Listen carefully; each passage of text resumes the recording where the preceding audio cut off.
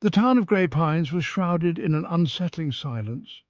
It was the kind of silence that followed a tragedy, a silence thick with unspoken fear.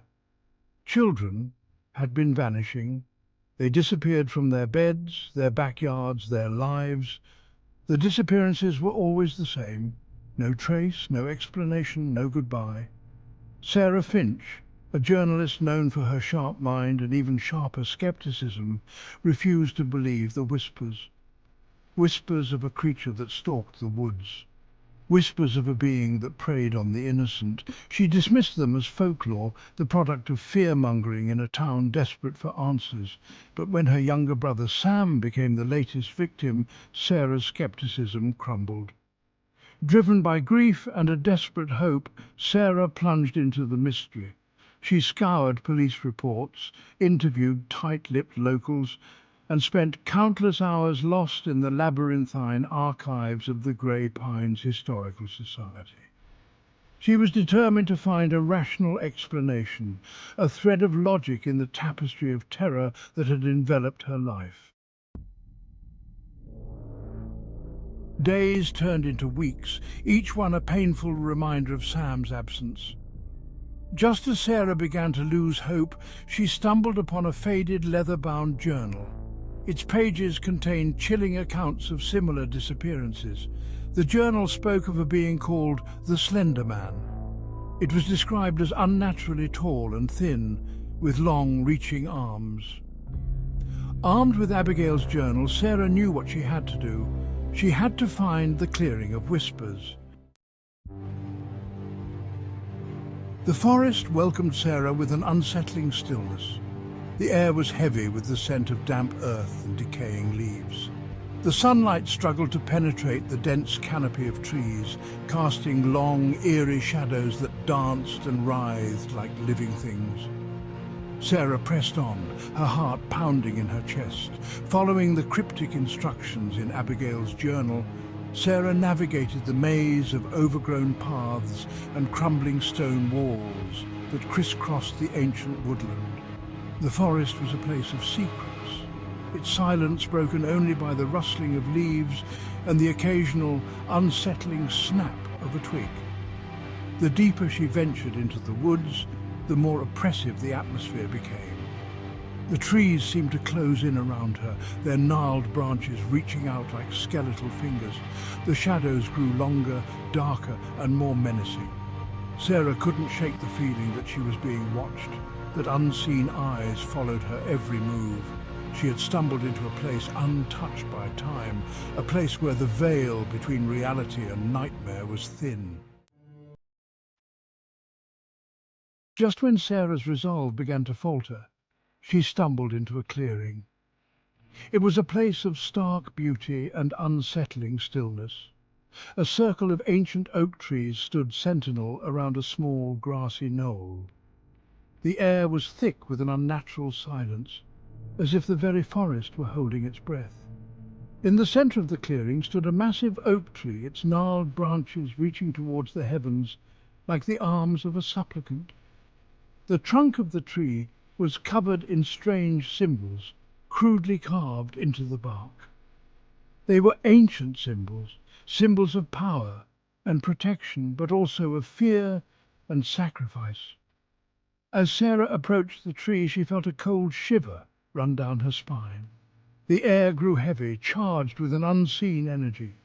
The silence was shattered by the sound of a twig snapping.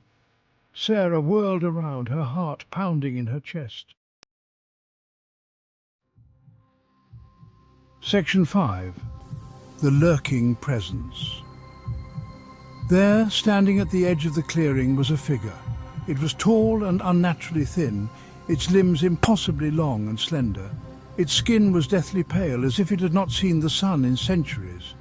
It wore a dark suit, its edges blurred and indistinct, as if it were struggling to maintain its form in the mortal realm. But it was the figure's face, or lack thereof, that truly terrified Sarah.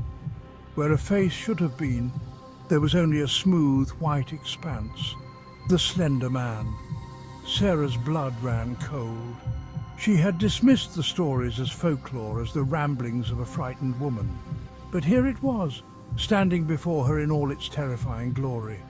The creature took a step towards her, and Sarah felt a wave of terror wash over her. She knew that she was in the presence of something ancient, something evil. Section 6. Ancient Symbols. Remembering Abigail's journal, Sarah frantically searched for the protective symbols the woman had described. She had copied them meticulously, hoping against hope that they were nothing more than the ramblings of a disturbed mind.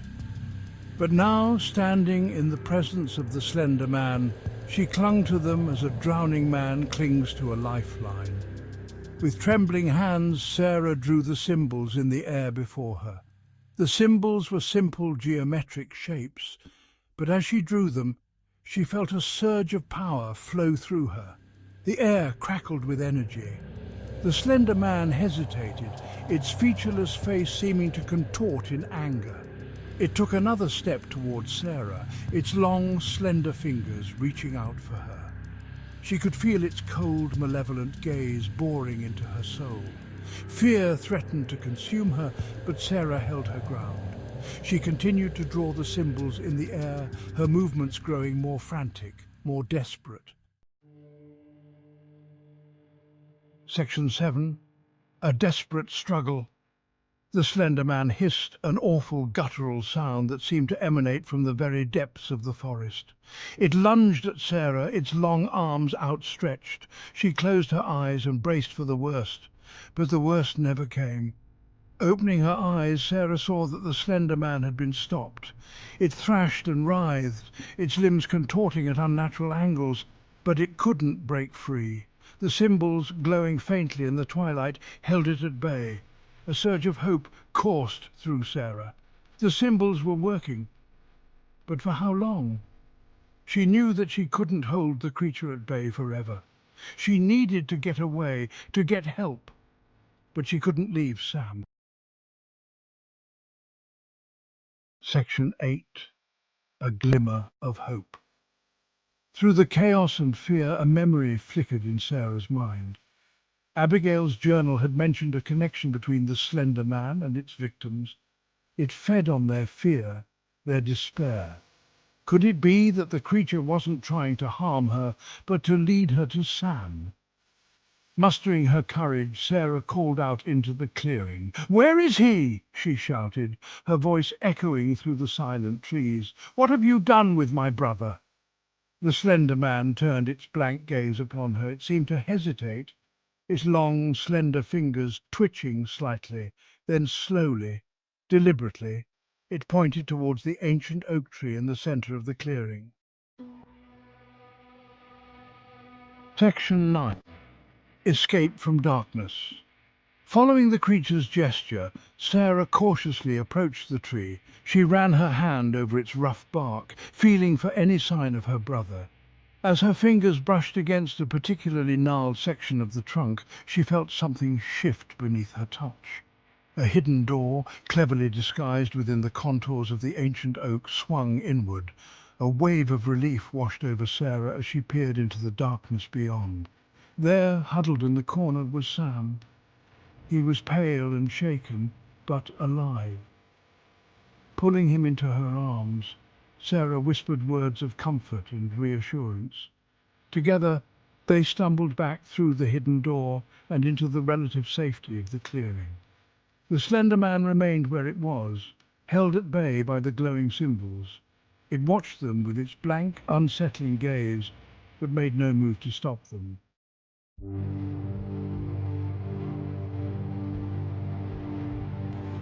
Section 10. The Unseen Watcher.